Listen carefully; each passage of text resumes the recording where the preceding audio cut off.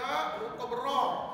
Lepas hukum roh, hukum idgham. Lepas idgham, hukum izhar. Jadi ulang kaji perempuan ni sebenarnya tak sama dengan ulang kaji grup yang tadi. Grup tadi tu mereka dah sampai juzuk 21. Mereka banyak ulang kajinya, mereka dah 2 kali, 2-3 kali dah ulang kaji dengan ustaz. Macam perempuan ni, ini baru first time ulang kaji dengan saya pada hukum mat. Jadi akan datang kita sambung dengan roh, idgham dan izhar. Dan habis saja yang tu kita masuk pula ulang kaji tahap 3 dan tahap yang keempat, insya-Allah.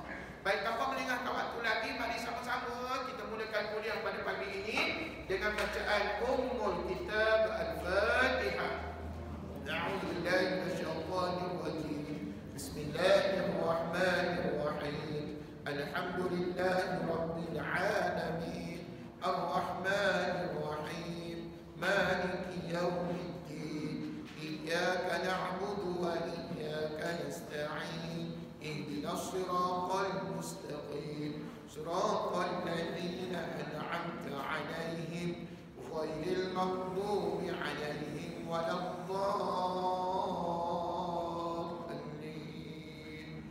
Amin. Baik, sama-sama baca doa. Bismillahirrahmanirrahim. Rabbi shrah li sadri wa yassir li amri wahlul 'uqdatam min lisani yafqahu qawli.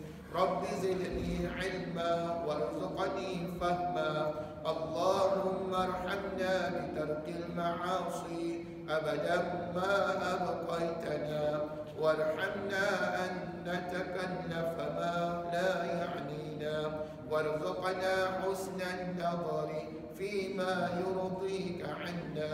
اللهم ارحمنا بالقرآن واجعله لنا إماما ونورا وهدى ورحمة. اللهم ذكرنا منه ما نسينا وعلمنا منه ما جهلنا وارزقنا تلاوته آناء الليل وأطراف النهار واجعله لنا حجة يا رب العالمين. الحمد لله. Baik tuan-tuan, sebelum kita teruskan ulang kaji kita pada mat yang ke-10 dan 11, satu lagi saya lupa. Saya nak sampaikan ucapan terima kasih ya daripada keluarga-keluarga Asnaf yang bantu melalui program yang terbaru ke saya, iaitu bantuan beras 2 hari sudah lah. Terima kasih banyak-banyak daripada keluarga Asnaf. Hanya Allah sajalah yang dapat membalas budi baik tuan-tuan perempuan sekalian ya kerana membantu mereka. Alhamdulillah, terima kasih banyak-banyak. Dan teruskanlah usaha kita membantu keluarga Asnaf sampailah ke akhir hayat kita. Jangan jemu-jemu untuk kita nak membantu mereka ya, insya-Allah. Okey, teman-teman yang dirahmati Allah, pastikan semua pelajar ada nota ini. Macam biasa nota hukuman kita. Dan nota hukuman kita tak habis lagi, kita baru masuk nota yang ketiga, betul? Nota yang ketiga iaitu mat tamkin, sebut. Dan mat yang seterusnya nanti mat faraq, sebut. Dua mat ini akan kita ulang kaji sebentar lagi sebelum kita baca Quran. Tapi kan Ustaz rasa Ustaz nak dengar lah balik 9 hukum mat yang puan-puan dah belajar, dah ulang kaji dengan Ustaz sebelum ini. Boleh ke? Yang pertama mat apa? Asli 2, li 3, mat iwad 4, arif li sukun 5, badal 6, wajib mutasil 7, jaiz munfasil 8, maksilah qasirah 9. Buat kalau dah tiap-tiap minggu sebut benda yang sama, lama-lama kita ingat apa buat ni. Kita ni manusia memang kena macam tu. Macam solat lah puan. Kan tiap-tiap hari kita solat kan, lama-lama kita ingat semua bacaan dalam solat, semua pergerakan dalam solat kita. Begitu juga dengan kaedah mempelajari hukum takdir puan-puan, kita kena selalu ulang-ulang, insya-Allah sampai satu masa nanti kita akan mampu mengingatnya. Baik tuan-tuan puan, saya tak nak cerita dah hukum mat yang lepas-lepas tu. InsyaAllah puan-puan ada masa akan datang kita ulang kaji semula ya. Tapi hari ini saya nak teruskan kepada mat yang ke-10. Saya akan tulis something dekat whiteboard supaya mungkin ada contoh-contoh yang lain yang tak ada dalam nota yang kita boleh rujuk ya. Dan puan-puan, mari sekali lagi kita sebut mat tamkin.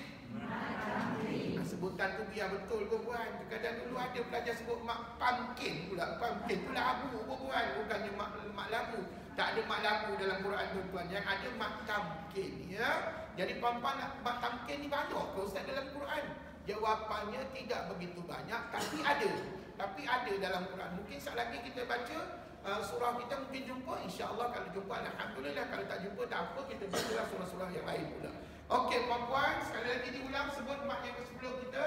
Namanya mat tamkin. Okey, baik. Puan-puan, sudah tentu setiap hukum mat ini ada dia punya makna yang tersendiri. Dan setiap mat tak sama maknanya puan-puan ya. Contohnya mat tamkin. Mat itu panjang, tamkin itu penegas ataupun tetap. Sudah ada dalam nota ustaz, tetap atau penegas ya. Jadi tamkin ini maknanya tetap atau penegas. Okey. Dan puan-puan kalau puan-puan tengok ya, huruf matnya berapa agaknya mat tamkin ni? 2. Jawab ni 1. Tidak 2, kita 1 puan-puan berubah pula dah. Okey puan, jawapannya 1 aja. Yang puan-puan nampak 2 tu dalam nota ustaz bukan bermakna 2 huruf. Dia 1 huruf yang sama. Cuma bentuknya 2. Sebelah kanan ya besar, sebelah kiri ya kecil. Pandai aku jawab alhamdulillah. Jadi sekali lagi kita huruf mat tamkin berapa? 1, iaitu ya besar atau ya kecil. Jadi kanan ni yang besar, yang ni yang kecil. Yang besar ni biasanya ada titik 2 lah. Nanti kita akan nampak ada titik 2 ya. Dan puan-puan, bagaimana dengan harakat yang kena baca pada mat ini? 2 harakat ni. Maknanya tak boleh bawa 3, tak boleh 4, 5, 6, tak boleh. Ataupun kurang daripada itu tak boleh ya. Maknanya harakatnya 2 dan berlakunya ketika wasal. Okey, yang paling mustahak untuk mengenal satu mat itu adalah cara mengenalinya. Okey, tengok dalam buku nota tajuk ustaz, ada berapa step kat situ? Ada 1, apalah 4, 3 je stepnya. Puan-puan tengok betul-betul ada 3 nombor je ustaz letak di situ kan. Okey. Bagaimanakah step by step untuk mengenal mat tamkin? Okey, ikut ustaz. Dalam satu kalimah terdapat huruf mat ya besar atau ya kecil. Ya, ustaz tulis dulu ya. Maknanya step yang pertama mesti dalam satu perkataan, dalam satu kalimah. Mesti jumpa apa tahu? Ni, huruf matnya sama ada ya besar atau ya kecil. Okey, salah satu ni mesti ada tahu dalam tulisan. Selagi tak jumpa salah satu ni dalam tulisan, maka dia bukan hukum mat. Okey, baik. Step yang pertama ni faham? Faham ya? Mudah-mudahan insya-Allah. Okey, step yang kedua, tengok. Nampak tak anak panah tu kan? Dan buku nombor 2. Ikut ustaz, sebelum huruf mat terdapat huruf ya yang bersabdu dan berbaris satu di bawah. Huruf-huruf punya dia nak sebelum huruf mat ya besar yang kecil tadi mesti ada ya juga. Dan dia tak nak huruf lain, dia nak ya juga. Tapi ya ini tolong pastikan ya besar bukan yang kecil ya puan ya. Dan dia mesti ada satu dan baris satu di bawah. Jadi ini adalah step yang kedua. Puan follow lah nota ustaz tu, mudah-mudahan faham insya-Allah. Okey, step yang ketiga. Apa lagi sebut? Kalimah itu diwasalkan. Step yang ketiga, kalimah itu diwasalkan. Maknanya kita tak boleh berhenti pada bacaan kita. Kena baca sambung sampai penghujung kalimah tersebut. Kalimah itu diwasalkan. Alhamdulillah. Jadi ada 3 step ini, kalau puan-puan follow ikut betul-betul, insya-Allah itu adalah mat tamkin pada bacaan. Namun begitu, puan-puan kena tengok dalam Quran nanti, mat tamkin dia ada 2 jenis, 2 keadaan, 2 situasi berlakunya dalam Quran. Yang pertama kat sini saya tunjukkan dia guna ya besar. Yang sini dia guna ya kecil. Nampak tak? Ada 2 situasi ya, betul ya? Sebelah kanan ya besar, sebelah kiri ya kecil. Yang besar ni contohnya puan-puan tak banyak. Itu je contohnya dan diulang-ulanglah pada surah-surah tertentu. Contohnya apa? Hoi itu. Ini je contohnya. Hoi itu. Pernah jumpa tak kalimah ni dalam Quran? Pernah jumpa ya, dan puan-puan kalimah yang sama diulang banyak kali dalam Quran ya. Dan kalau puan-puan nak tahu, kalimah huyitum ini ada dalam surah An-Nisa ayat 86. Mari ikut ustaz baca. Tengok. Huyitum. Perasan tak dekat ini itu kita baca 2 harakat. Itulah mat tamkin. Mana ustaz tahu? Jawabnya cukup syarat. Berapa syarat nak jadi mak tamkin tadi? Tak pula 2 pula 3 syarat. Perempuan jangan berubah-ubah. Lain jam lain pula berubah syarat. Perempuan tengok ni, 1, 2, 3. Okey, mari kita semak. Betul ke ini mak tamkin? Bukankah ini namanya satu kalimah? Ada apa? Huruf mat, betul? Sama ada ya besar atau ya kecil. Kalau ya besar, dia biasanya ada 2 titik lah macam ni. Ini ya besar ni huruf mat dah ni. Sebelum huruf mat ada ya juga lagi. Ya besar yang mana satu dan juga berbaris satu di bawah. Dan perempuan apa lagi? Kalimah tu diwasalkan. Perempuan boleh tak berhenti? Hoi, boleh? Tak boleh, perempuan kena baca hoi tum sampai habis kalimah tersebut. Barulah kita sebagai mak kandung pada bacaan kita. Jadi puan-puan, ustaz nak gariskan kat mana? Gariskan dekat i. Ikut ustaz sekali lagi. Hoyitum. Alhamdulillah. Dan puan-puan, kalau orang tanya huruf matnya apa? Ya besar lah. Bukan ya besar tu tau. Ya yang tengah tengok ni. Selepas ya besar tu, ya ni adalah huruf mat dia. Jadi puan-puan boleh gariskan kalimah i tu. Maka kena baca 2 harakat. Ustaz, kalau saya baca pendek macam mana ustaz? Hoyitum. Maka kesalahan itu dianggap sebagai kesalahan besar. Sebab perempuan sudah membuang satu huruf. Sedangkan dekat situ ada huruf mat. Satu huruf mat, kata arwah tok guru saya, nilainya 2 harakat. 2 apa buat? 2 harakat. 2 harakat macam mana kiraannya? Macam tadi lah. 1, 2, gitu. Maka tak nak kita kena baca panjang lah. Hoyitum. Sebut? Hoyitum. Alhamdulillah. Mudah-mudahan puan-puan sentiasa istiqamah dalam bacaan macam itulah bacaan yang betul ketika baca ayat ini nanti. Okey, baik tuan-tuan puan. Bagaimana? Tengok nota ustaz ni. Ustaz ada bagi nota sikit dekat bawah tu. Tadi kita baca wasal kan? Boleh tak kalau kita nak wakaf kalimah ini? Boleh tak kalau kita wakaf? Hoyitum. Puan-puan dah tak cukup nafas, puan-puan nak berhenti, boleh tak? Apa tak boleh? Kita tak cukup nafas. Jawabnya boleh lah puan-puan. Berhentilah kat situ.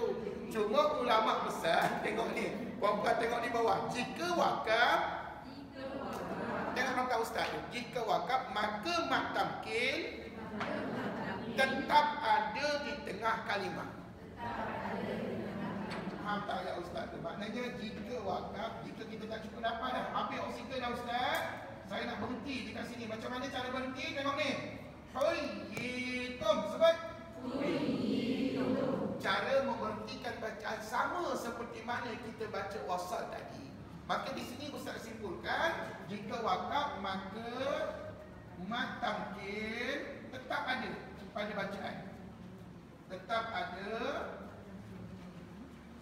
pada bacaan. Faham tak ayat ustaz ni ya? Mudah-mudahan kita faham ya. Jika wakaf maka mat tamkin tetap ada pada bacaan. Sebab apa?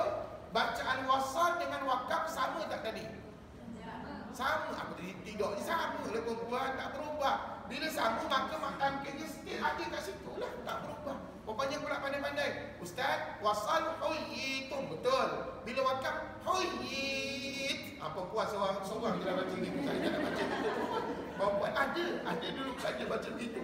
Bila saya kata cuba perempuan wakafkan hoyit, buat pula suara pelajar tersebut. Salah baca perempuan ya.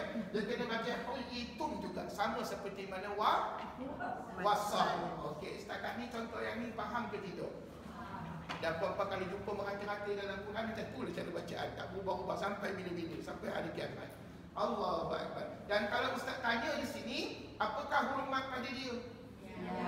Ya besar lah kan. Ya besar yang ada titik 2 ni, ya besar lah tu. Dan puan-puan tak akan jumpa lah ya untuk macam ni. Masa ustaz nanti puan-puan akan jumpa titik 2. Itu adalah ya besar ya. Dan kenapa tak jumpa bentuk ni? Sebab kedudukannya adalah di tengah kalimah. Bila tengah kalimah, bentuk ni puan-puan tak akan jumpa. Tapi titik 2 ada pada tulisannya. Okey, baik. Seterusnya, saya nak tunjukkan contoh ya kecil pula. Tengok dalam nota ustaz. Contoh yang pertama perkataan Nabi. An-Nabiyina. Ya. An-Nabiyina. Kat sini ya. An-Nabiyina. Kat manakah mat tamkin kita? Sudah tentu di tengah-tengah juga. Di tengah-tengah ni, kat sini. Cuma bezanya, kalau kat sana tadi, huruf matnya yang besar. Yang ni yang kecil ni. Pastikan mata kita semua cerah belaka dah. Nampak tak ada yang kecil kan? Dan bentuk ya kecil macam mana puan? Kepala huruf ya yang berbaring ataupun seolah macam huruf V yang berbaring ya. Jadi puan-puan, inilah namanya huruf ya kecil. Jadi bacaannya macam mana? Sama juga seperti di sebelah sana, dan dibaca 2 harakat. Tengok. An-nabiyina. Sebut. An-nabiyina. Bagus. Jadi yi tadi namanya mat tamkin. Bacalah 2 harakat. Okey. Contoh yang kedua, tengok. Contoh yang pertama tadi, puan-puan boleh jumpa dalam surah Al-Baqarah ayat 61. Contoh yang kedua, Al-Hawariyina. Sebut. Al-Hawariyina. Tengok dalam nota saja kan, Al-Hawariyina. Tengok ya, Al-Hawariyina. Sama lah tu. Jadi kita kena gariskan kat mana? Kat sini. Inilah mat tamkin. Dan kalau orang tanya apakah huruf mat pada dia? Ya kecil. Pandai. Sekali lagi dibaca. Al-Hawariyina. Al-Hawariyina. Contoh yang ketiga, tapi sebelum tu, Al-Hawariyina berada juga pada surah Al-Ma'idah ayat 111. Ustaz, pada surah lain ada tak kalimah yang sama tadi? Ada. Tetapi puan-puan kena rajin lah baca. Kena rasa selak Quran tu ada kalimah yang sama ya. Cuma sekali lagi saya tekankan, mat tamkin tidaklah begitu kerap dalam Quran, sekali-sekali kita jumpa ya. Okey, last sekali contoh yang ketiga, Al-Ummiyina. Al-Ummiyina. Okey, puan-puan, cuba ulang balik perkataan ni. Al-Ummiyina. Kat mana kita nak garis apa nak pula kat itulah kita gariskan, itulah namanya mat tamkin. Dan puan-puan tahu tak, pernah saya tanya dengan arwah tak guru saya kata, Tok, kenapa mat ni namanya tamkin? Dia kata tamkin itu maknanya tetap atau tegas.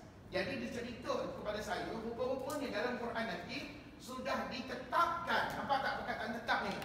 Sudah ditetapkan bertemunya 2 huruf yang sama, ya jumpa ya, maka itu sebab dinamakan sebagai mat tamkin. Ya, sebab sudah ditetapkan 2 huruf yang sama bertemu. Apa jumpa apa tadi? Ya jumpa ya. Puan-puan tak boleh tukar huruf lain. Ustaz, saya nak tukar ba jumpa ya, tak boleh. Ataupun nun jumpa ya, tak boleh. Dia kena ya jumpa ya juga. Dan kebetulan dekat sini, ya yang pertama kena ada sabdu, dan yang kedua adalah huruf matnya. Dan huruf mat macam biasa lah puan-puan, mesti bertanda mati. Huruf mat tak boleh satu puan-puan ya, mesti bertanda mati. Tapi matinya tak nampak pada tulisan kita. Alhamdulillah. Okey, sekali lagi kita baca 3 contoh ni. An-nabiyina. Al-hawariyina. Al-ummiyina. Alhamdulillah. Inilah antara contoh mat tamkin yang ada dalam Quran. Tidak tertakluk pada surah-surah tertentu saja. Baik, tuan-tuan puan, tadi sebelah kanan, jika wakaf maka mat tamkin tetap ada tau. Bagaimana yang sebelah kiri? Jika wakaf apa yang berlaku? Bacalah dong tahu ustaz tu. Jika wakaf, baca. Jika wakaf jadi mat arif disebut. Tiada mat tamkin. Tak sama dengan cerita yang sebelum. Kenapa tak sama cerita? Sebab huruf matnya berbeza bentuk. Kalau yang sebelah sana bentuk huruf matnya yang besar, yang ni yang kecil. Jadi kata ulama, jika wakaf, jika kita berhenti dah tuan ya, kita dah habis oksigen dah, maka dia akan jadi apa? Mat alif sukun. Siapa ingat mat alif sukun ni berapa harakat kena baca? 2, 4 atau 6 harakat. Dan kata ulama, tiadalah mat tamkin dah tak ada dah. Macam mana cara bacaannya? Tengok saya baca ni. Tadi kita baca wasal. An-nabiyina. Mat apa? Mat tamkin. Jangan jadi mat terkejut tertutup ataupun jadi maksudnya. Itu namanya mat tamkin. Tapi kalau kita berhenti, dengar. An-nabiyyin. Ikut. Kenapa Ustaz tunjuk 4? Kalau kami buat 2 boleh tak Ustaz? Boleh. Kalau buat 2, An-Nabiyyin. Kalau buat 6, cuba. An-Nabiyyin. Panjang dia sikit suara kita perempuan ya. Dan biasanya kalau 6 harakat ni berlagu-lagu lah sikit, ada taranum. Tapi tak apa. Yang penting perempuan sedar tak? Bila wasal tangkit. Tapi kalau wakaf ada disebut, dan perempuan ada pilihan harakat sama ada 2, 4 atau 6 harakat pada semua kalimah ini. Okey, cuba saya nak uji perempuan untuk kalimah yang kedua. Okey, saya baca mat tamkin tau. Perempuan wakafkan, jadikan dia ma'arif disukun dengan kadar 4 harakat. Boleh? Okey, cuba dengar Ustaz baca ya. Al-Hawariyina. Wakaf? Oi, pandai. Mat apa yang Ustaz baca? Mat tamkin. Mat apa yang puan-puan baca? Oi, pandai. Cuba yang ketiga pula. Al-Ummiyina.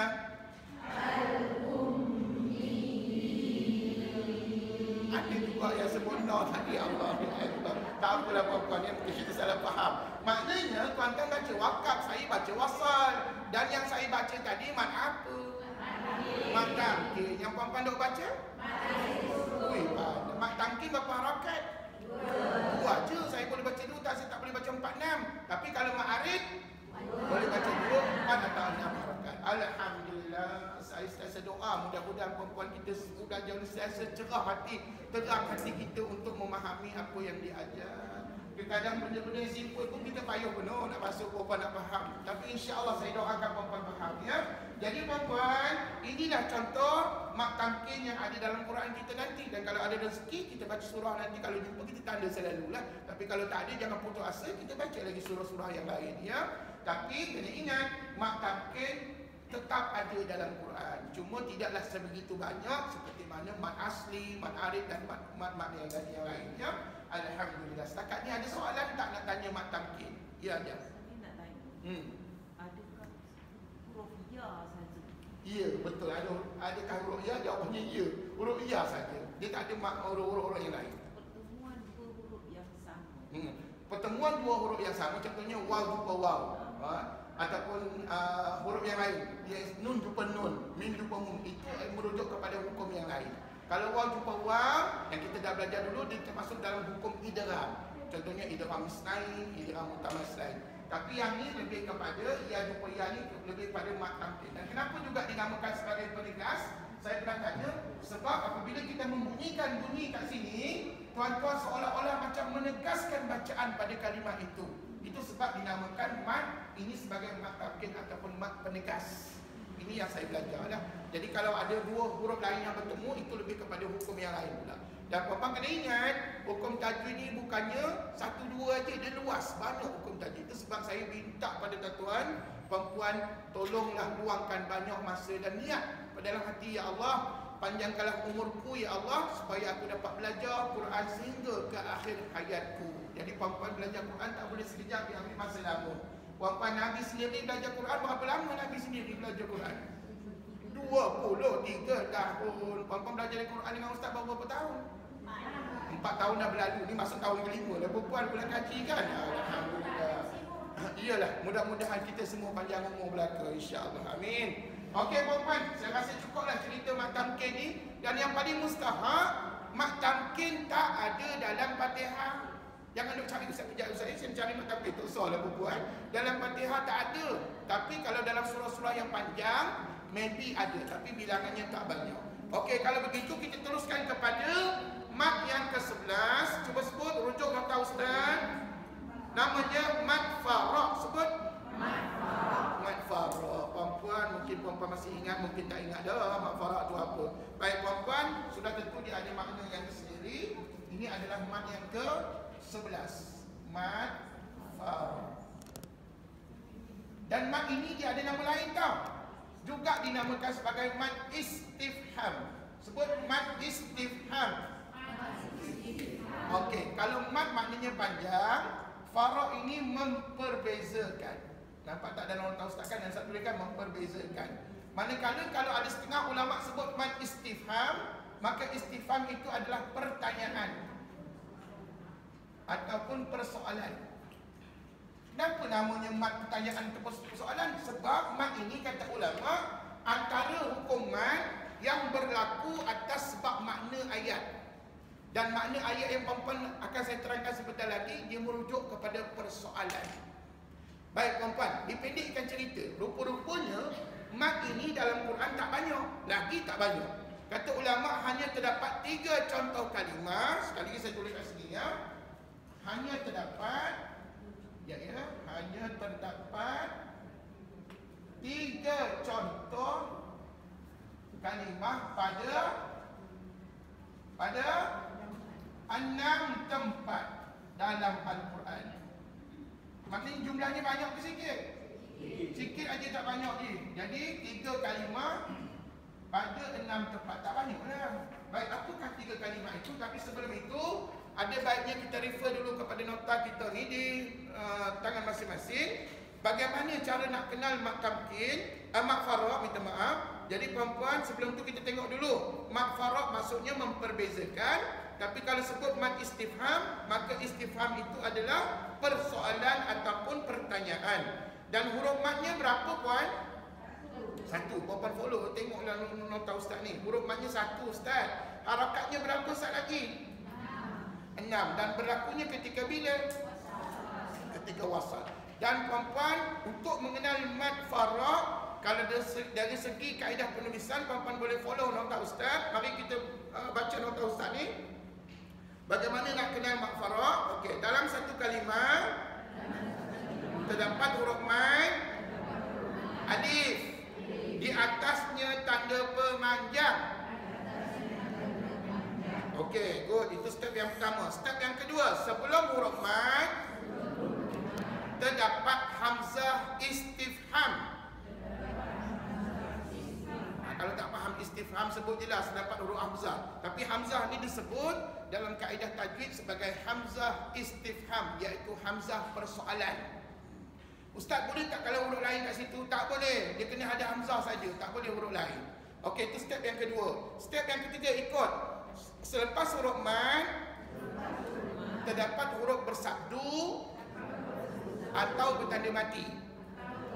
Nampak tak? Huruf bersabdu atau bertanda mati. Kemudian yang keempat, kalimah itu diwasalkan.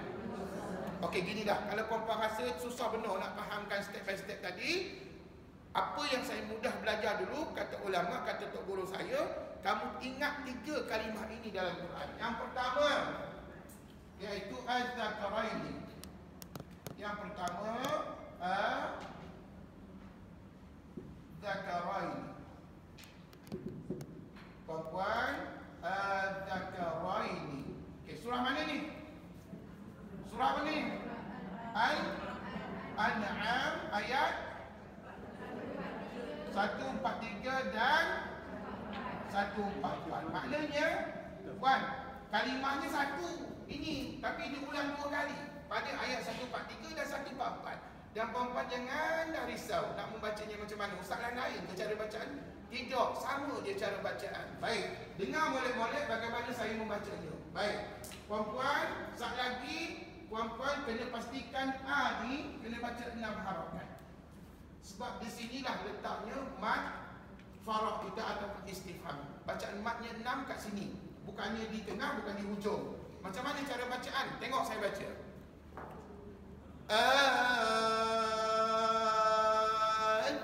Az-zakaraini. Sekali lagi tengok. Az-zakaraini. Cuba ikut.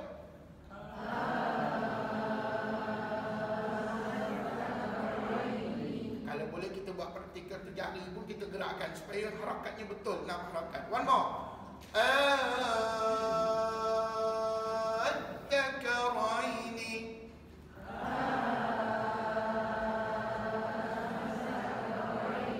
Senang tak baca bila ada tunjuk ajar daripada guru? Senanglah bacaannya. Kita dah tahu A tu kita kena baca 6 harakat. Persoalannya, masa bunyi A ni apa yang berlaku?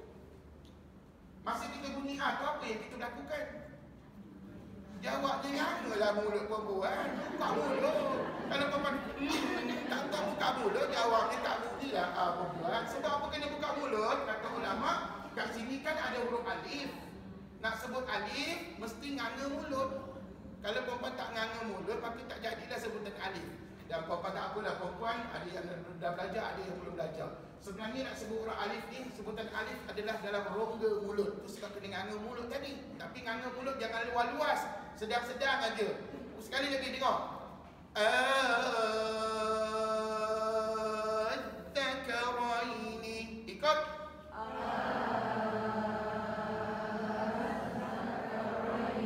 Itulah bacaan ini sampai bila-bila.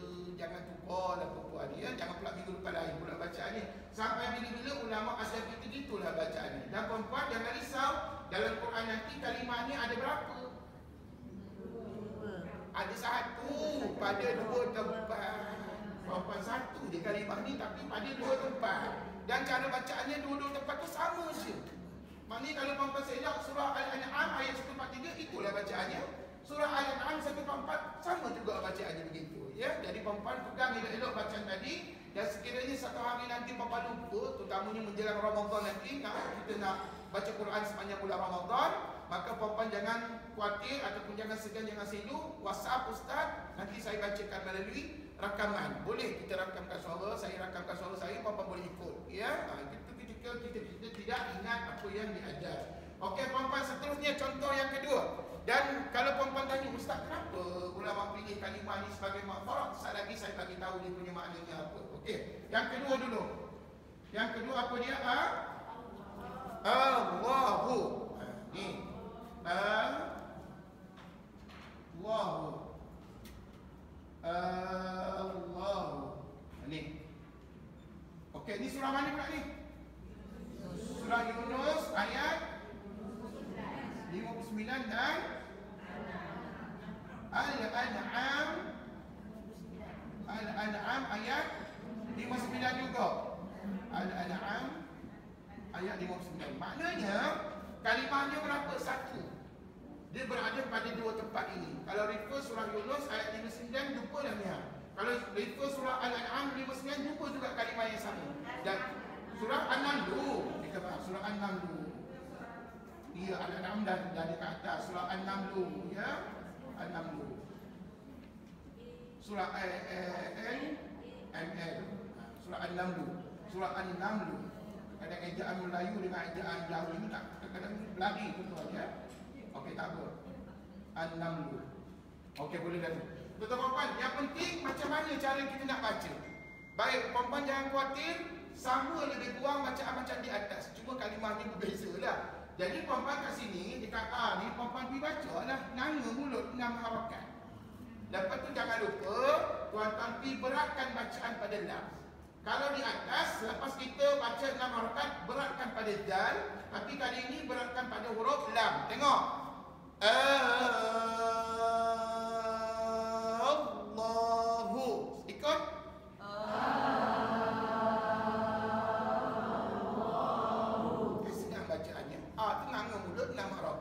Lepas cukup 6 harakat baru kita sebut huruf lam. Sekali lagi. Allahu.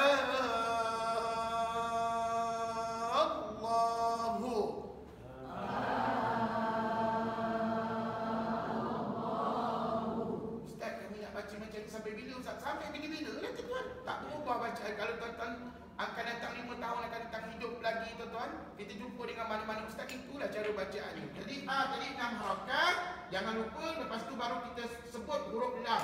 Dan huruf lam ni kebetulan yang bersatu, maka kita kena beratkan bacaan pada dia. Okey, tuan-tuan, kenapa kalimah ni ulama pilih sebagai makfarah ataupun mat istifham? Dia ada kena-mengena dengan makna. Sekejap lagi kita bagi tahu maknanya ya. Okey, yang terakhir. Yang terakhir adalah pada kalimah ini. Ni dia. Al-An'am. Ni surah mana ni? Surah Yunus ayat 51 dan 91. Betul? Surah Yunus, surah Yunus ayat 51 dan 91. Jadi kat sini kalimahnya satu tapi tempatnya dua. Jadi betul lah Ustaz Gabor ni. Total jumlah kalimah yang terlibat dengan mad farah adalah 3 dan tempatnya ada 6. 2, 6 lah semuanya. Walau bagaimanapun untuk yang ketiga ni sedikit perbezaan bacaan dengan yang kedua dan yang pertama. Okey, untuk yang ketiga ni A ni macam biasalah baca 6 harakat. Tapi kena ingat, selepas A ni nampak huruf lam tak? Tapi lam ni bukan satu, dia mati. Kalau mati huruf lam tu kena buat apa? Kata ulama, kalau lam mati ni kita kena izharkan. Izharkan ataupun jelaskan, senang cerita, jelaskan bacaan. Dan kita tak boleh beratkan seperti mana di atas. Kalau di atas tadi az-zakaraini Allahu, yang ni tengok saya baca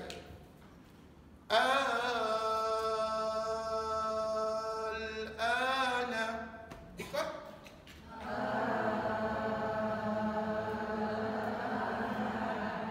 Ustaz, lepas kali bunyi A kami nak buat apa Ustaz? Tadi kami nganga mulut, lepas tu nak buat apa? Jawabnya puan-puan kena tahu makhraj huruf lam. Ni, huruf lam. Nak sebut lam guna apa? Ujung lidah. Lidah tu ke mana? Angkat ke atas. Maka salah dia angkatlah lidah tu ke atas. Dia jangan puan-puan keluarkan dari lidah tu. Tak payah keluar puan dia. Angkat ke atas. Tengok. Al-ana. Ikut.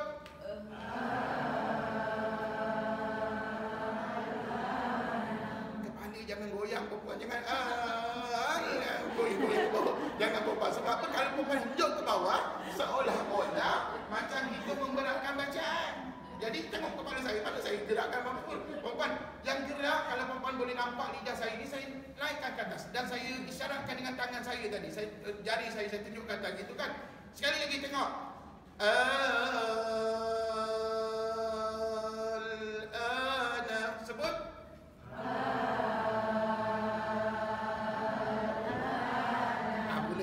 Alhamdulillah. Lah saya harap perempuan yakin, confident membaca ayat kalimah tersebut supaya bacaan kita mendapat pahala di sisi Allah Subhanahu Wa Taala. Perempuan kena yakin ni, kena yakin sungguh-sungguh. Setiap huruf yang kita baca tadi semuanya Allah bagi pahala belaka kat kita. Perempuan, berapa huruf yang kita baca ni? Sudah. Berapa huruf yang perempuan baca? 1, 2, 3, 4, 5, 6. 6 huruf kan? Kali dengan 10 dah 60 ganjaran pahala kita dapat baca sekali tadi. Sekali baca kalau 2 kali, gandakanlah perempuan. Jadi perempuan nampak tak? Cara bacaan yang ketiga ni beza sedikit dengan di atas. Yang mana senang? Yang 2 di atas tu, yang 1 di bawah. Yang mana senang baca? Yang 2 di atas. Sebab apa? Huruf besar tu senang. Dia Ustaz kami unjuk aja bacaan ataupun kami beratkan sedikit bacaan. Tapi yang ni tak boleh perempuan ya. Jangan perempuan tak boleh perempuan. Kalau gitu cara bacaan salah dari segi kaedahnya ya. Okey, apa pun perempuan saya nak bagi tahu ni kenapa ulama pilih 3 kalimah ni dalam banyak-banyak kalimah dalam Quran. Kenapa 3 kalimah ni saja dipilih? Sebab dia membawa makna yang persoalan kepada kalimah itu. Kata Allah Subhanahu Wa Taala, al-dzakar ini maksudnya apa? Adakah 2 yang jantan? Adakah 2 yang jantan? Kalau nak tahu apa cerita dia, adakah 2 yang jantan? Bapa kena baca tafsir, kena baca terjemahan. Panjang tak ceritanya. Tapi kalau bapa tengok makna ayat ni, adakah 2 yang jantan? Betul? Adakah ia ayat persoalan? Iyalah, sebab dimulakan dengan adakah. Bila sebut adakah, maka ia adalah ayat persoalan. Manakala Allahu, adakah Allah mengizinkan kamu? Ini pun ayat persoalan. Ada satu lagi, adakah Allah lebih baik? Betul? Adakah Allah lebih baik? Jadi ini semuanya ayat persoalan. Mana saya tahu ayat persoalan? Sebab makna ayat ini merujuk kepada adakah. Bila sebut adakah, maka itu adalah persoalan. Itu sebab Ustaz sebut tadi hamzah ni sebagai hamzah istifham. Cuba sebut. Hamzah persoalan maksudnya ya. Dan yang terakhir al-ana merujuk kepada adakah sekarang. Adakah sekarang. Jadi bila sebut adakah sekarang, bukankah ia persoalan? Maka perempuan itu sebab ketiga-tiga kalimah ini sahaja yang disebut sebagai mad farah atau istifham. Jadi puan-puan yang penting, nanti bila sampai puan-puan bertadarus ataupun berada di bulan Ramadan, mesti kita tak berapa ingat apa yang diajar. Puan-puan boleh bawa nota ustaz ni ke mana sahaja, dan sekiranya ada masalah dalam bacaan boleh refer kepada saya bila-bila masa ya. Dan kalau kebetulan saya free, saya jawab selalulah soalan tuan-tuan dan puan-puan ya. Tapi kalau tidak, mungkin ambil masa sedikitlah tunggu jawapan daripada saya ya, insya-Allah. Okey puan-puan, itu sahaja. Ya, silakan aja. Nota mana? Satu.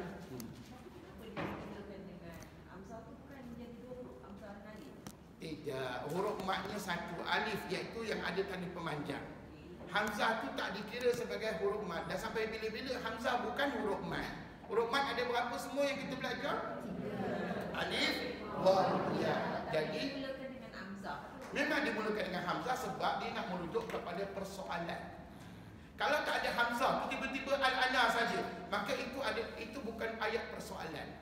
Dalam istilah bahasa Arab, kalau tidak ada Hamzah, maka dia bukan ayat persoalan. Dia lebih kepada ayat yang berbentuk isim ataupun kalimah yang berbentuk isim, kata nama. Contohnya lah kalau kita belajar kata nama al-kitabah. Al-kitabah dalam bahasa Arab, al-kitabah dalam bahasa Melayu, kitablah, buku. Puan-puan, sebab apa dekat situ bukan disebut sebagai manfarat? Sebab tidak ada Hamzah. Jadi dengan adanya Hamzah membezakan antara ayat yang berbentuk isim kata nama dengan ayat yang berbentuk persoalan. Itu sebabnya Hamzah tu kena ada. Dan biasanya ulama sebut Hamzah di sini sebagai Hamzah istifham. Untuk maklum lanjut belajar bahasa Arab, belajarlah bahasa Al-Quran, mudah-mudahan kita lebih mengetahui lebih lanjut lagi ya. Apapun sebagai orang awam, kita ni orang awam perempuan, mungkin ada yang dah belajar, mungkin tak belajar bahasa Arab. Ginilah perempuan, jangan jadikan alasan untuk tidak kita memahami hukum tajwid. Perempuan, ingat 3 kalimah tadi, ingat mad farah ataupun mad istifham. Dan mad ini banyak ke dalam Quran? Tak banyak, 3 kalimah pada 6 tempat aja. Jadi tolong ingat sampai bila-bila, insya-Allah, mudah-mudahan. Okeylah, cukup setakat tu. Ulang kaji kita minggu depan sama pula lah ya. Ulang kaji Mak Tabriyah dengan Mak Ta'zim minggu hadapan. Mari kita baca Quran jilid yang keempat, surah At-Taubah. Ayat pertama. Okey. Puan-puan, nampaknya kita dah baru saja menghabiskan bacaan surah Al-Anfal. Dan selepas surah Al-Anfal, puan-puan nampak tak surah At-Taubah kan? Okey, baik. Puan-puan perasan tak surah At-Taubah ni dia beza sikit dengan surah-surah yang lain. Di mana surah ini tidak diadakan ataupun tidak diletakkan bacaan bismillah di awal surahnya. Nampak? Kenapa? Kenapa jadi gitu Ustaz? Kenapa surah lain ada bismillah yang ni tak ada pula? Dengar molek-molek. Apa yang saya faham, ada beberapa sebab yang saya dah belajar dululah. Antaranya saya ingat satu guru saya, rupa-rupanya surah ini diturunkan pada waktu peperangan. Satu. Yang kedua, surah ini ada ayat yang memerintahkan umat Islam agar memerangi orang-orang kafir. Maknanya nak menunjukkan surah ini nak menceritakan Allah tu murka kepada orang-orang kafir. Maka kalau dibacakan bismillah, kata ulama, tak kena dengan kemurkaan Allah kepada orang-orang kafir. Sedangkan bismillahirrahmanirrahim tu nak menunjukkan Allah tu maha pengasih, maha penyayang, betul? Sedangkan Allah dalam keadaan ini dalam keadaan murka kepada orang-orang kafir, maka tak kena dengan bismillah. Itu sebab dengan molek-molek kita tak digalakkan baca bismillah hanya di awal surah ini sahaja. Sekiranya puan-puan nak baca di pertengahan atau contohnya Ustaz lagi saya nak baca ayat surah Taubah ni bermula pada ayat 10 contoh, maka puan-puan boleh baca bismillah, tak ada masalah. Yang tak digalakkan di mana tadi? Di awal surah ini sahaja. Habis tu Ustaz, kalau saya baca tak sengaja macam mana Ustaz? Hukumnya makruh, tidaklah haram, tidak berdosa. Apa makna makruh? Buat tidak berdosa tinggal dapat pahala. Daripada semalam Ustaz tanya soalan ini kepada semua para pelajar supaya puan-puan faham. Dalam membaca Quran ada juga hukum makruh dalam bacaan kita. Makruh ni maknanya kalau buat tak berdosa, tapi kalau tinggal dapat pahala. Jadi perkara makruh ni elok buat ke elok tinggal? Maknanya puan-puan baca bismillah tu elok dibaca ke elok ditinggalkan dalam surah Taubah? Elok tinggal, jangan baca kan. Sebab kalau puan degil juga baca, maka hukum bacaan kita adalah makruh. Okey. Jadi puan-puan, sekali lagi kita nak baca apa?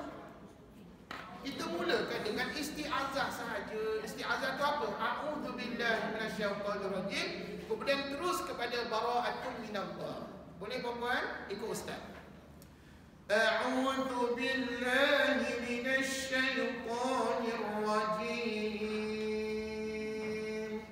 A'udzu billahi minasyaitonir rajim. Bara'atun minallahi wa rasulih.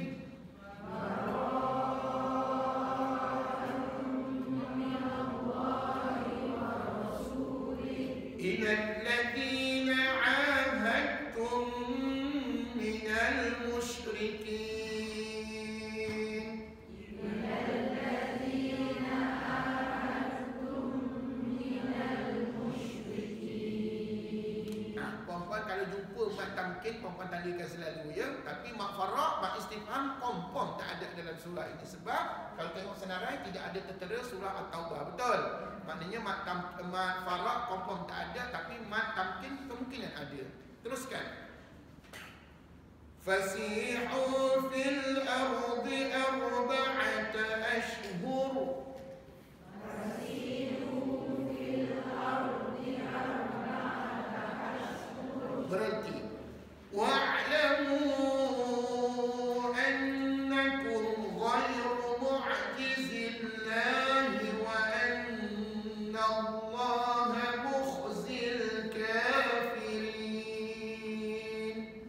Wa'lamu annakum ghayru mu'jizillahi wa anna Allaha mukhzil kafirin. Baik, nampak tak ada mat tamkin? Nampak ke tak nampak? Ke tak ada? Tak ada lah ustaz. Memang tak ada mat tamkin. Maknanya selagi tak jumpa huruf dua ya bertemu pada satu kalimat, maka dia bukan mat tamkin. Ya, sambung. Wa adanum minallahi wa rasulihi ilan nasi yawmal hajjil akbar.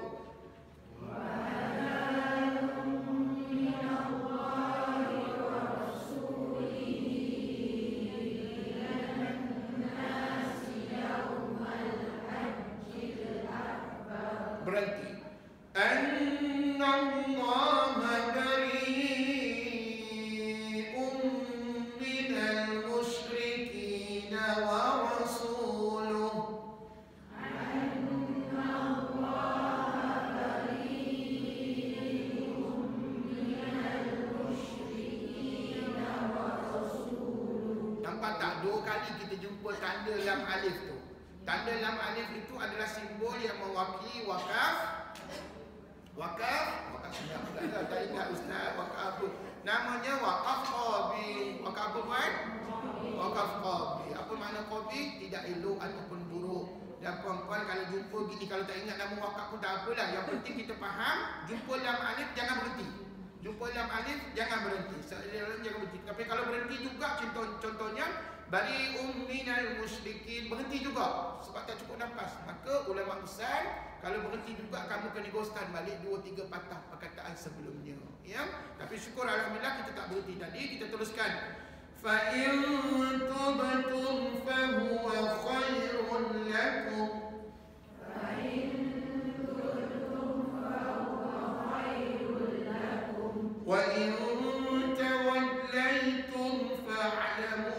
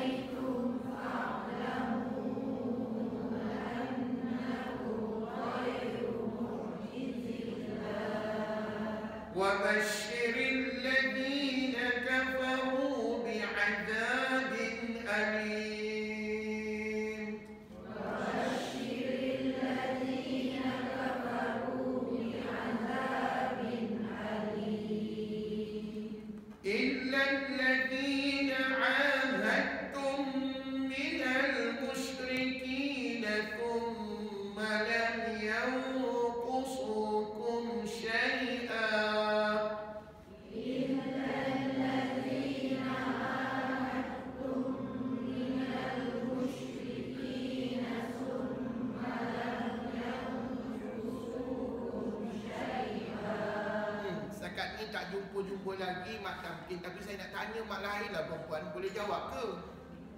Perempuan saya nak tanya mak lain boleh jawab ke? InsyaAllah. Kalau kami senyap ustaz lah jawab. Allahu Akbar. Perempuan nampak tak kalimah syai'? Nampak? Okey, bukankah di situ ada baris dua? Ya. Baris dua di mana? Biasanya baris dua di atas ni siapa punya hukum mat? Confirm mak iwat. Jangan ingat mak lain. Tak ada mak lain guna baris dua, melainkan mak iwat sahaja. Tapi pastikan baris dua di mana? Di atas saja. Kalau jumpa baris dua bawah, baris dua depan, tak layak jadi mak iwat pada dia. Jadi sekali lagi mungkin jumpa juga baris dua lagi ya. Jadi puan-puan berhati-hati, pastikan baris dua di atas saja. Gostan balik. ثم لم ينقصوكم شيئا ولم يظاهروا عليكم أحدا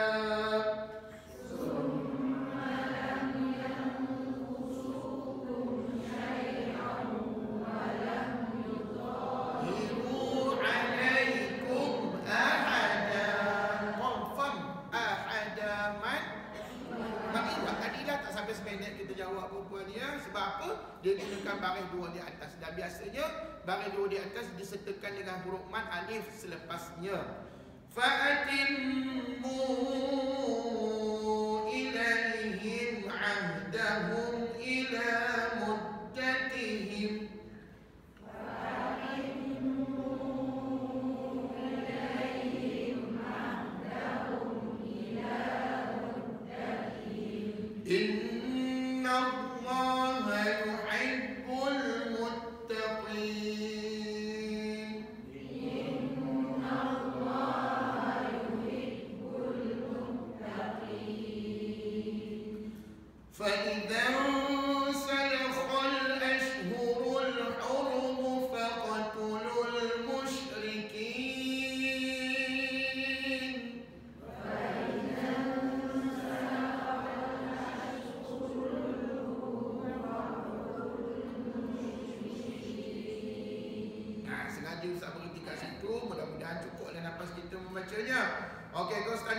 Gostan balik ayat tadi. Faqatulul musyrikin haitsu wajadtumuhum wa khudhuhum. Faqatulul musyrikin haitsu wajadtumuhum wa khudhuhum. Hati-hati sebut wajadtumuhum. Pernah saya dengar jemaah baca wajadtumuhum. Betul salah? Salah. Mana boleh bunyi dal? Kat situ kan dal tu sebenarnya bertanda apa? Siapa tahu? Dal tu mati, tapi matinya tak nampak. Bila tak nampak mati, maka puan-puan jangan lantunkan pada dal. Lagipun selepas huruf dal ada ta kan? Ta tu bersatu. Dah banyak kali dah saya tanya ni, mati lawan satu siapa menang? Satu yang menang. Maka huruf yang mati jangan baca. Wajadtumuhum wa khudhuhum. Puan ingat tak apa nama hukum yang kita baca tadi? Minta apalah yang Ustaz ingatkan. Nama mat itu adalah idgham mutajanisain. Sebut. Lihat ni dia Ustaz, pasal hukum ni jarang-jarang dalam Quran, sekali-sekala je kita jumpa. Dalam surah ni saya tengok tadi ada 3-4 tempat tadi kita jumpa. Tapi ini salah satunya ya perempuan ya. Maka kata ulama, kamu masukkan dal yang mati tadi dalam huruf ta. Maka dal tu kamu jangan bunyikan langsung bacaannya ya. Dan kalau ada dengar anak cucu baca wajadtumuhum, tolong ditegur supaya tidak menjadi kebiasaan pada dia ya. Okey, sambung. Maknanya tadi itu tak ada kena mengena dengan hukum mat, tapi lebih kepada hukum idgham. Idgham apa namanya? Mutajanisain. Sambung. Wahsuruhum waq'udu lahum kulla marsad.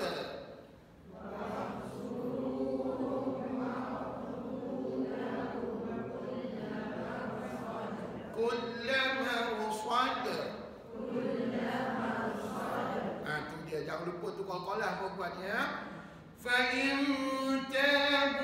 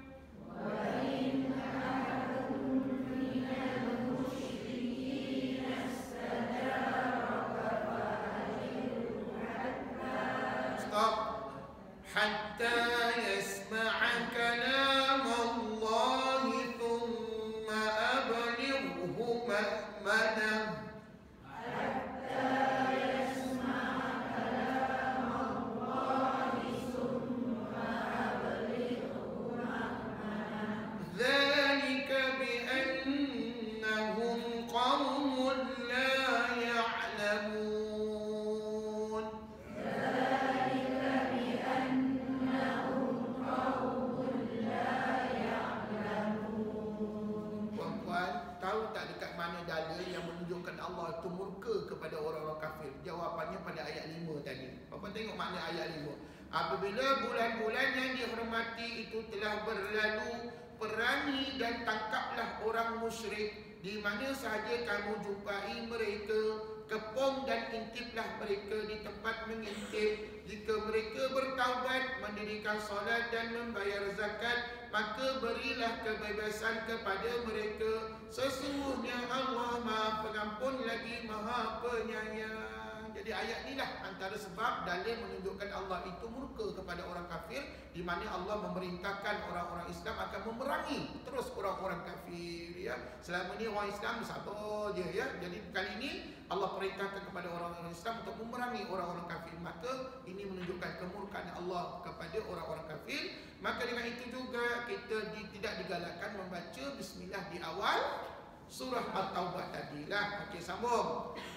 كيف يكون للمشركين عهد عند الله وعند رسوله كيف يكون للمشركين عهد عند الله وعند رسوله. Berhenti. Teruskan balik tadi. وعند رسوله الذين عاهدتم عند المسجد الحرام وعند رسوله الذين عاهدتم عند المسجد الحرام. Jumpa lagi kalimah yang sama tadi kita bincangkan. Ahadtum. Sebut. Ingat lagi tahu hukum apa pada dia? Idgham muntajah lisan. Dia tak ada kena-mengena dengan mat, ya. Lebih kepada idgham. Idgham tu masuk. Muntajah lisan itu dua huruf yang sama makhraj, lain sifat ataupun sebaliknya, ya. Jadi perempuan inilah dikatakan idgham muntajah lisan. Famastaqamu lakum fastaqimu lahum.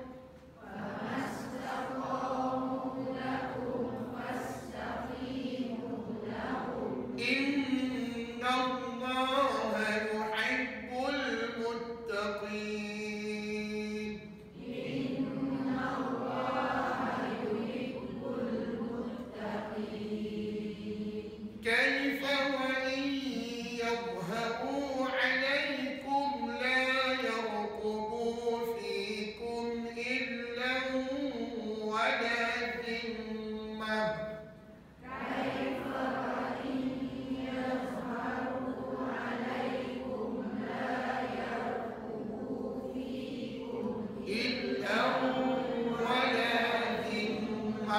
Hati-hati dengan hukum idgham yang melibatkan tanwin jumpa waw. Nampak tak kalimah illam wala dhimmah. Terkadang kita tak perasan ada baris dua di atas kan jumpa dengan waw. Namanya idgham apa, ya? Siapa ingat? Idgham ma'al ghunnah. Selalunya kalau jawab ramai-ramai no problem, insya-Allah. Mudah-mudahan puan ingat. Yang tak ingat tu dengar lah jawapan daripada kawan, ya puan. Itu idgham ma'al ghunnah atau puan kena dengung dua harakat. Yurqunakum bi afwahihim wa ta'ba qulubuhum wa aktharuhum fasiqun.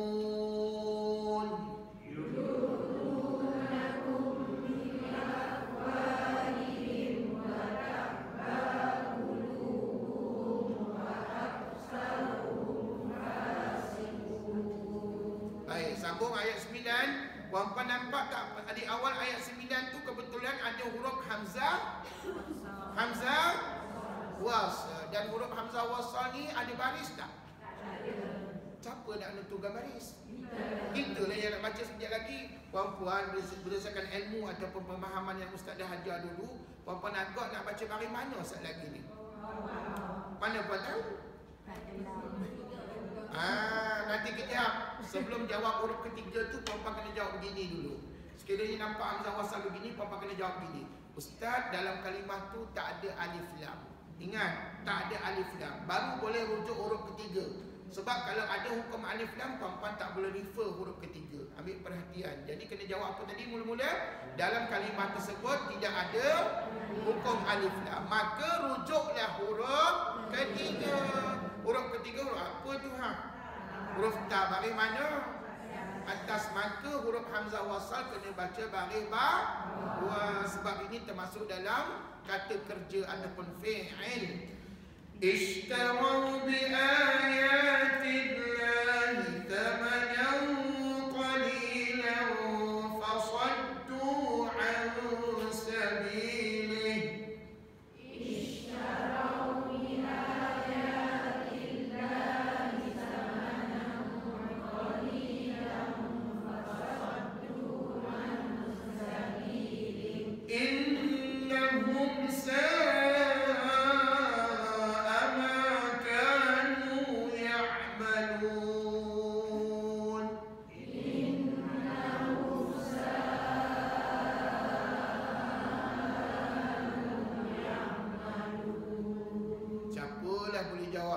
kalimah sa'a, keluarnya lepas huruf mad alif tu kita nampak hamzah biasa je. Mad apa itu?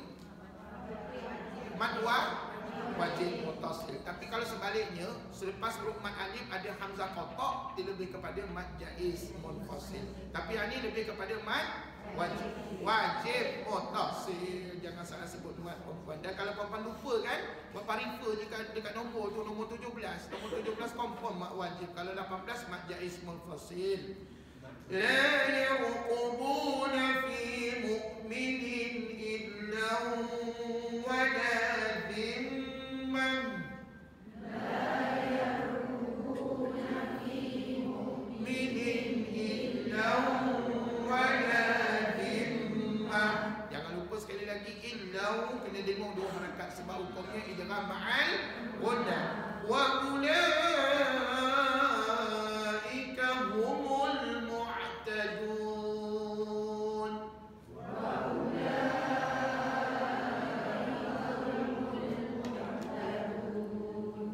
Fa in tabu wa aqamu as-salata wa atu az-zakata fa ikhwanukum fid din.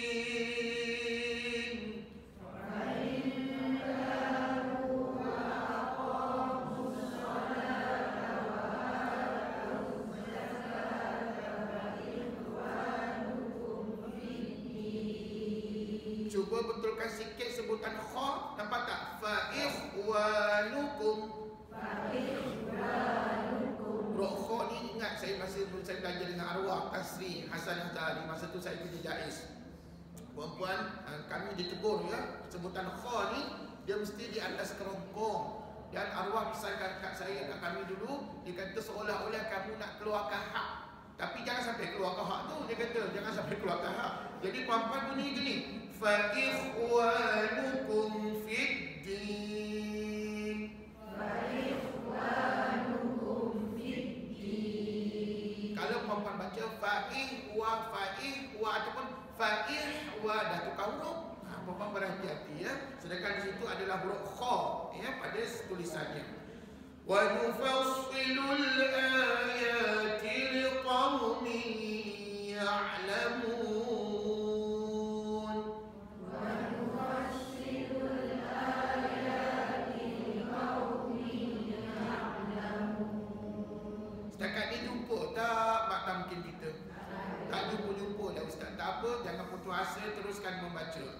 Wa innakathu aymanahum min ba'di 'ahdihim. Wa innakathu aymanahum min ba'di 'ahdihim. Stop. Min ba'di 'ahdihim wa ta'anu fi dinikum.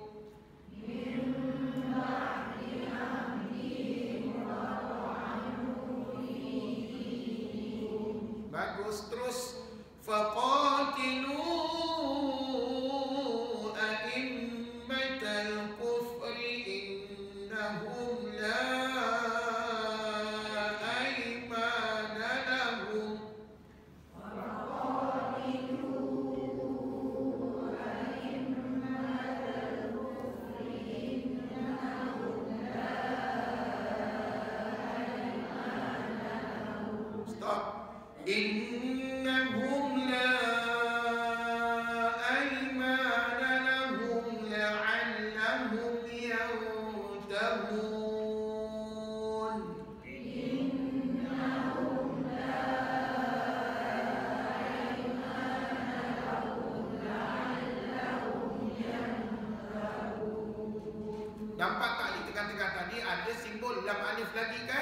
maka puan-puan kita dilarang berhenti, melainkan dalam keadaan terdesak. Kalau berhenti juga, tapi tuan-tuan kena gostan balik. Nah, contohnya faqatilu a'immatal kufr, berhenti kat situ contohlah. Maka puan-puan jangan teruskan innahum, kena gostan balik, faqatilu balik tadi. Jadi puan-puan berhati-hati, jangan berhenti pada simbol lam alif ya.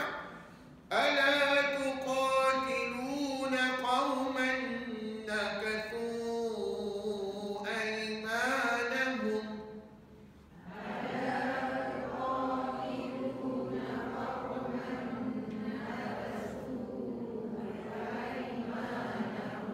وهموا بإخراج الرسول وهم بدؤوكم أول مرة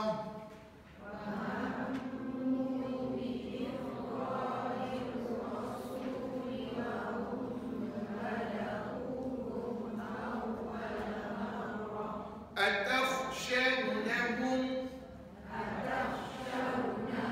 فالله أحق أن تخشوه إن كنتم مؤمنين.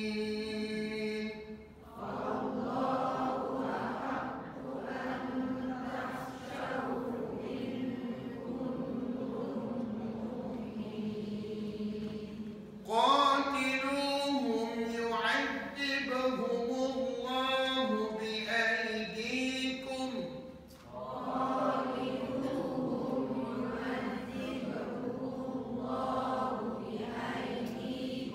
ويخزهم وينصركم عليهم ويشف صدور قوم مؤمنين.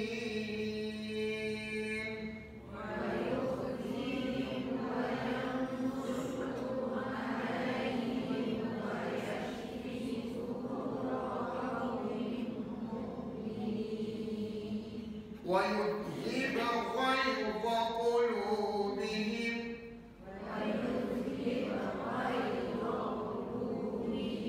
ويتوب الله على من يشاء.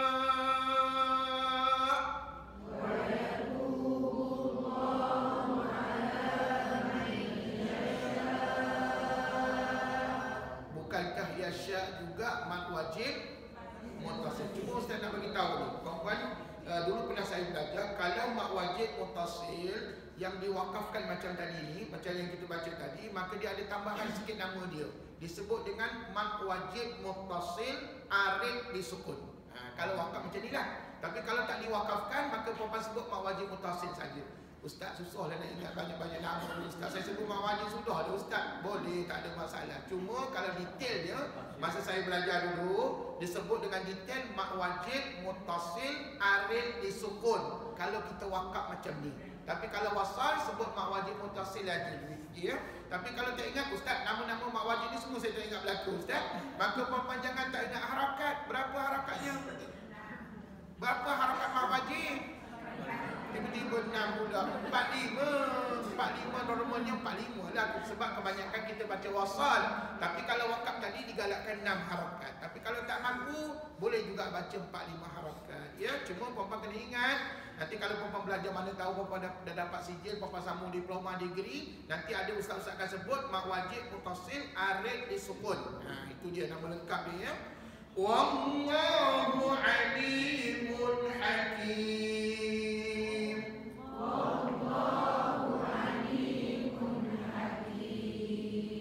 Am hasibtum an tutraku wa lamma ya'lamillah.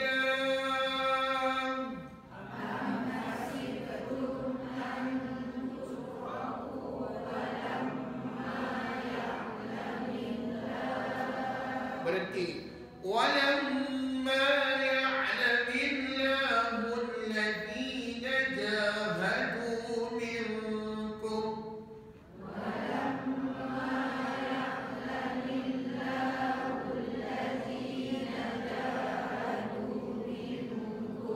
ولم يتخذوا من دون الله ولا رسوله ولا المؤمنين وليا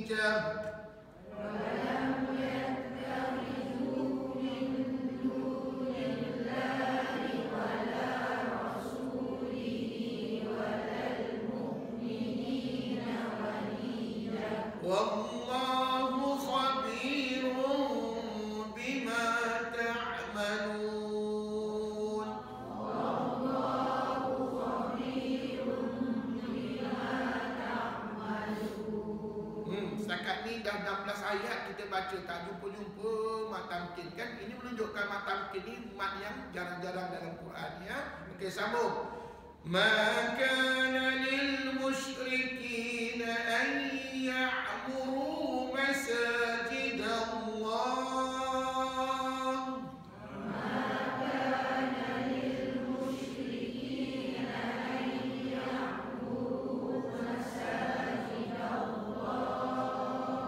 أن يعمروا مساجد الله شاهدين على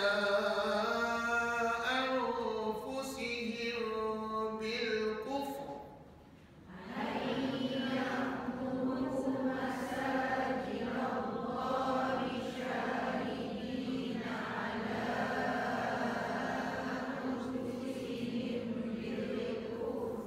أولئك حبطت أعمالهم وفي النار هم خالدون.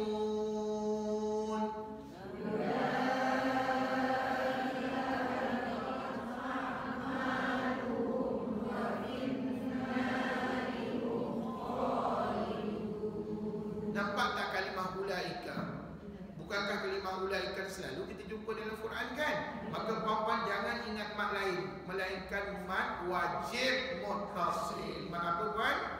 Mat wajib muttasil. Masalah apa tahu? Selepas huruf mat alif tu kita jumpa hamzah biasa, bukannya hamzah qata ya. Jadi puan-puan bila sebut hamzah biasa dalam kuliah ustaz maka lebih kepada mat wajib muttasil.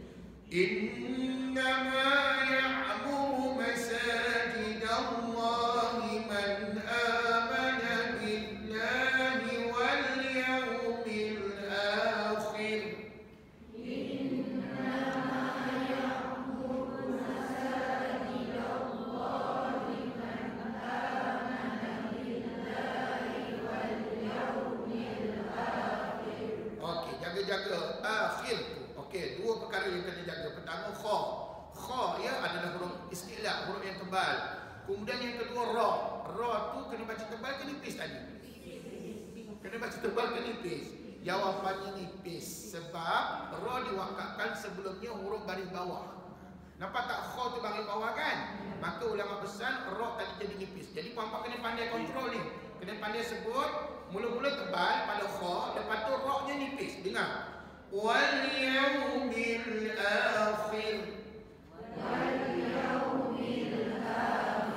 Dan kalau puan-puan nak tahu dalam tilawah Quran selalu yang ni lah ditolak markah oleh para hakim. Yang orang ramai jemaah kita orang awam ni tak tahu kat situ salah pada bacaan, tapi hakim dia tahu. Itu sebab para hakim dibekalkan dengan dekat telinga tu perakam yang apa yang boleh dengar kat telinga tu puan-puan.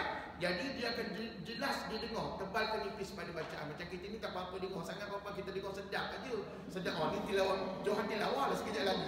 Tahu-tahu tengok sedap mana rupanya banyak markah ditolak. Dan puan-puan perasan tak dalam Quran banyak huruf ra kan?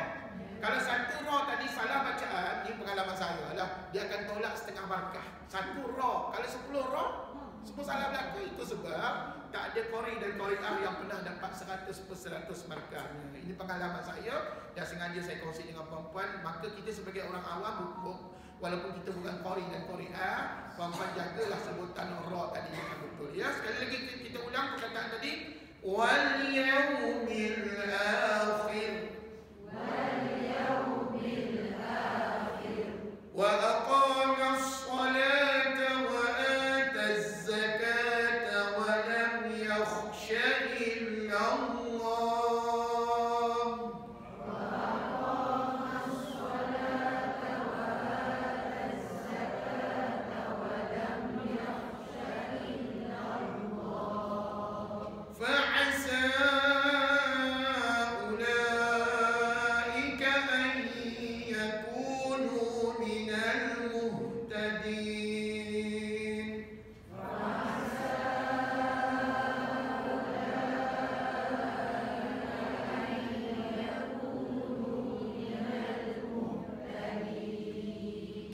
Baik, di awal ayat 19, puan-puan nampak tak tanda bintang? Tanda bintang ya, ini bukan bulatan berias tau, bulatan berias yang ada nombor. Yang tak ada nombor apa-apa pun. Puan-puan tahu tak apa tujuan tanda ni diletakkan kat sini? mula chapter baru ataupun bab yang baru lah. Dan biasanya tanda bintang ni dalam satu juzuk dia ada 8. Maknanya dalam satu juzuk yang besar kita ni ada sebanyak 8 bab kecil lah, senang cerita. Jadi ulama tandakan dengan simbol ini, dia ada dalam Quran. Jadi dalam satu Quran siapa ingat ada berapa tanda ni? Ada harapan Ustaz jawab ni. Jawabnya 240. Sebab apa? Satu juzuk ada 8. 8 kali 30 juzuk bermakna 240. Tanda ini dalam Quran. Sebab apa di buku tanda ini nak membezakanlah antara cerita A dengan cerita B, cerita C dan D dan begitulah. Dan puan-puan, dalam satu Quran kita kan banyak cerita. Jadi untuk membezakan antara cerita-cerita itu, maka ulama bubuh tanda ini. Okey, teruskan. Aja'altum siqayatal hajji wa imaratal masjidil haram.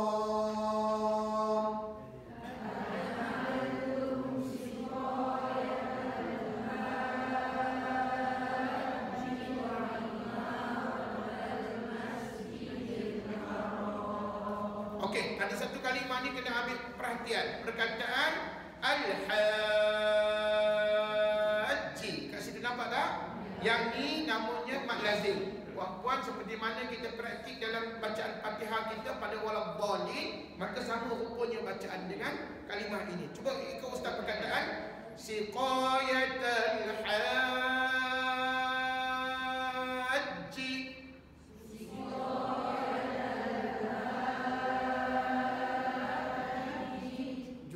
Wajib kena baca 6 harakat ya. Kalau puan-puan kurang 6, maka hukum bacaannya sah tapi makruh pada bacaan kita ya. InsyaAllah sampai masanya nanti puan-puan akan mula kaji pada mad lazim. Okey, sambung sebelah.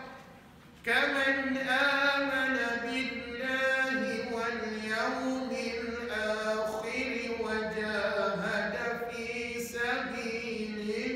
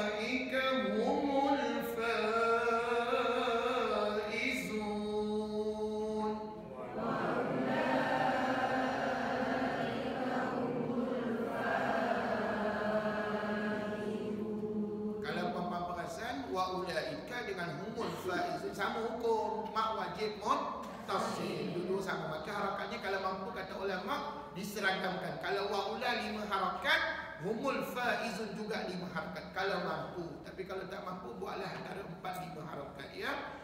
Yubashshiruhum rabbuhum birahmatin minhu wa ridwanin wa jannah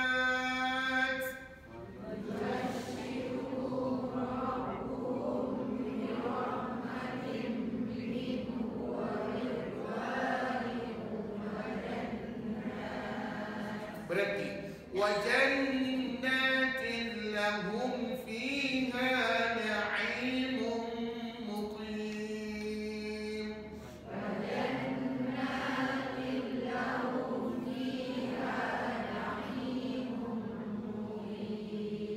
خالدين فيها أبدا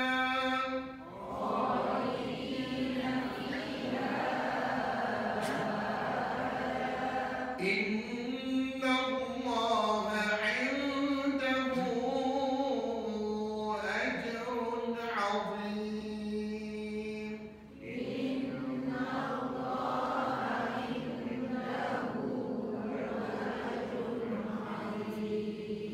صدق الله العظيم. Alhamdulillah, tamatlah surah At-Taubah pada ayat 22 tadi kan. Jadi minggu depan kita sambung ayat 23 tau. Dan minggu depan Bapak boleh mulakan dengan bismillah semula pada ayat 23 surah At-Taubah. Terima kasih banyak-banyak. Minggu depan datang ya kepada Ustaz untuk sambung ulang kaji ringkas kita pada mat tabriyah dan juga mat ta'zim. Terima kasih banyak-banyak atas kehadiran. Mudah-mudahan bacaan kita itu dianggap sebagai amal soleh buat bekalan kita di hari kiamat nanti insya-Allah. Baik, kita sudahi dengan tasbih kafarah dan juga surah Al-Asr. Bismillahirrahmanirrahim. Subhanakallahumma wa bihamdika asyhadu an la ilaha illa anta astaghfiruka wa atubu ilaik. Bismillahirrahmanirrahim. Wal 'asr innal insana lafi khusr illa alladhina amanu wa 'amilus shalihat wa tawassaw bil haqqi wa tawassaw bis sabr. Assalamualaikum warahmatullahi wabarakatuh.